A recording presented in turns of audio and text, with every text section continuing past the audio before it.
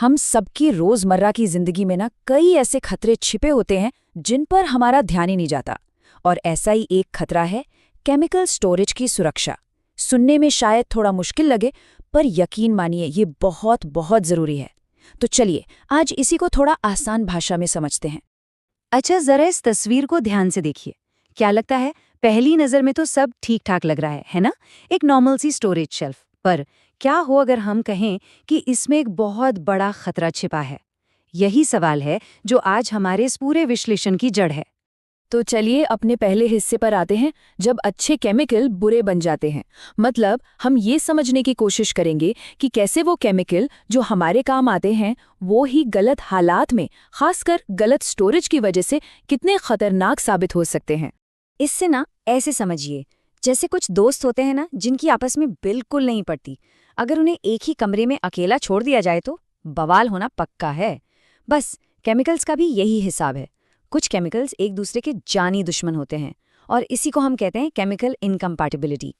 और जब ये दुश्मन केमिकल्स गलती से मिल जाते हैं तो जो होता है ना, वो बहुत भयानक हो सकता है। हम बात कर रहे हैं आग की, जोरदार धमाकों की, जहरीले धुएं की, यहाँ तक कि स्किन की बुरी तरह जल जाने की। अब समझ में आया कि सही स्टोरेज इतना इतना ज्यादा जरूरी क्यों है।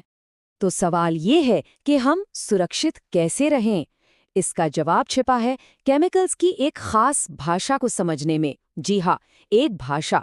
इस भाषा को कहते हैं हजार्ड क्लासेस, यानी खतरे की अलग अलग कैटेगरीज। तो चलिए आज इस भाषा को डीकोड करना सीखते हैं।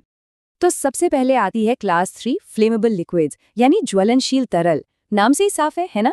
ये वो चीजें हैं जो बहुत आसानी से आग पकड़ लेती हैं, जैसे पेट्रोल हो गया या पेंट थिनर। ये हमारे आसपास सबसे कॉमन खतरनाक चीजों में से हैं। इसके बाद है क्लास 5 ऑक्सीडाइजिंग सब्सटेंसेस। अब ये बड़े दिलचस्प होते हैं। ये खुद नहीं जलते, पर ये आग को भड़काने का काम करते हैं। सोचिए, ये आग के सपोर्टर हैं। ये आग को और ऑक्सीजन देते हैं, जिससे एक छोटी सी चिंगारी भी भयंकर आग का रूप ले सकती है।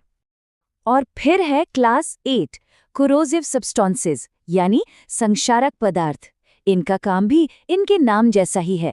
ये जिस भी चीज के संपर्क में आते हैं उसे गला सकते हैं, चाहे वो हमारी स्किन हो, आंखें हो या कोई और मटेरियल। ओके, तो हमारे पास फ्लेमेबल हैं, ऑक्सीडाइजर हैं, कोरोसिव हैं, इतने सारे अलग अलग खतरे। तो इन सबको एक साथ मैनेज कैसे करें?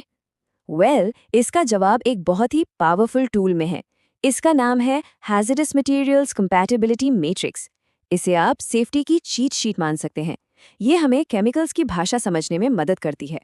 ये मैट्रिक्स ना 4 बहुत ही सिंपल सिंबल इस्तेमाल करता है। अगर V टिक मार्क दिखे तो मतलब सब ठीक है, इन्हें साथ रख सकते हैं। अगर 1 एक्सक्लेमेशन ये वाला निशान दिखे तो मतलब थोड़ी दूरी बनाओ या बीच में कोई दीवार खड़ी करो। अगर आइसोलेट लिखा हो तो मतलब इन्हें बिल्कुल अलग थलग रखना है। और सबसे जरूरी, अगर लाल एक्स दिखे तो इसका मतलब है खतरा। इन्हें भूलकर भी कभी भी एक साथ नहीं रखना है।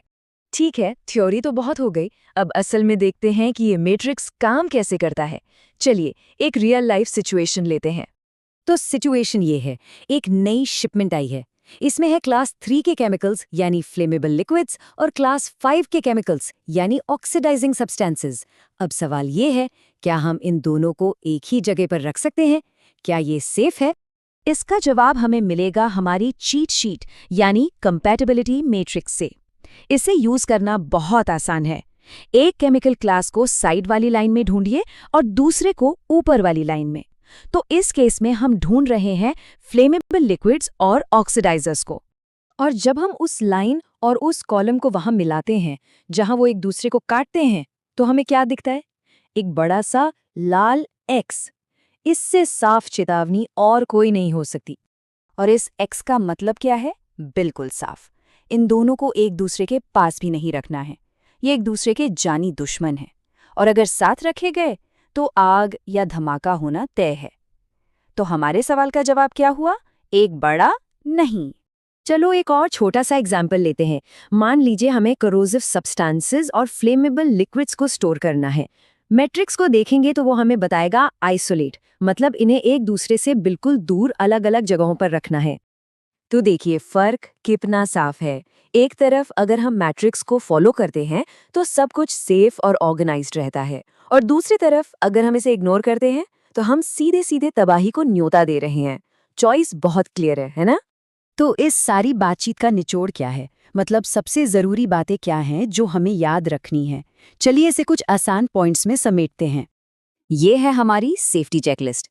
पॉइंट नंबर 1, हमेशा केमिकल की क्लास पता करें। पॉइंट नंबर 2, हमेशा कंपैटिबिलिटी मैट्रिक्स को कंसल्ट करें। पॉइंट नंबर 3, जो भी कोड मिले सेग्रीगेट, आइसोलेट या एक्स उसे फॉलो करें। और सबसे बड़ा गोल्डन रूल, अगर जरा सा भी शक हो तो बस उन्हें अलग रख दें। सेफ्टी फर्स्ट हमेशा।